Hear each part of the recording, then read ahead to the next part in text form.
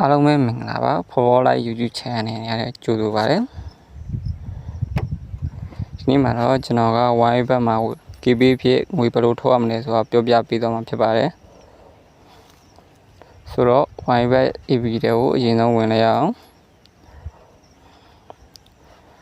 Okay wine ဘက် AB တွေရောက်ပြီဆိုရင်တော့ညာဘက်အောက်ဆုံးတောင်က menu ဆိုတာဟာလေးကိုကျွန်တော်တို့နှိပ်လိုက်ပါမယ်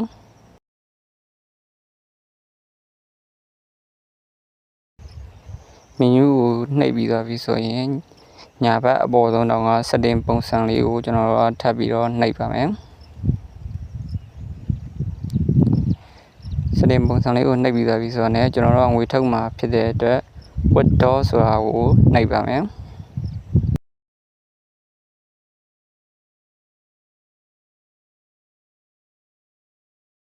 withdraw ကိုနှိပ်ပြီးသွားပြီဆိုရင်မြန်မာနိုင်ငံထဲမှာငွေထုတ်လို့ရမယ်ဒီတန်းကြီးအများကြီးရှိပါတယ်Money, KB, CB, ARB ကျွန်တော်လည်းကြိုက်တယ်နဲ့ထုတ်လို့ရပါတယ်ကျွန်တော်ကတော့ KB နဲ့ထုတ်ပြမှာဖြစ်တဲ့အတွက်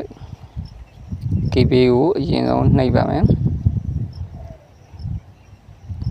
Okay KB ကိုနှိပ်ပြီးသွားပြီဆိုရင်အပေါ်ဆုံးကတော့ညီကိုတို့ငွေထုတ်မဲ့မာနာကိုရိုက်ထည့်ရမှာပဲဖြစ်ပါတယ်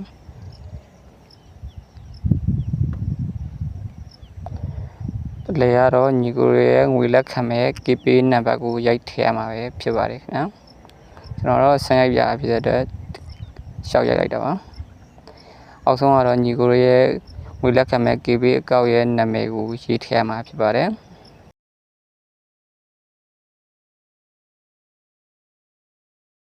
ဖုန်းနံပါတ်နာမည်တွေမှန်သွားပြီဆိုရင်တော့ confirm ကိုနှိပ်လိုက်ရင်ရပါပြီခါလေးတော့ရင်သူက J ချိတ်ထားရင် J ကုတ်တောင်းတာတွေရှိတယ်တခါကျတော့ကျွန်တော် wine ဘက်ထဲကနေပြီးတော့ SMS ကုတ်တောင်းတာတွေရှိပါတယ်တခါကျတော့လည်းမတောင်းဘူးပေါ့ဗျာတောင်းရင်တော့အဲ့ဒါထည့်ပေးလိုက်ပေါ့ဗျာဒါဆိုရင်တော့ငွေထုတ်ခြင်းအောင်မြင်ပါပြီဆုံးလေးကြည့်ရှိပေးတဲ့ညီကိုတယောက်ချင်းစီတိုင်းကိုထူးပဲကျေးဇူးတင်ပါတယ်ကျွန်တော်ရဲ့ YouTube channel လေးကို subscribe မလုပ်ရသေးရင်လည်း subscribe လုပ်ခြင်းဖြင့်အားပေးသွားကြပါအောင်ဗျာ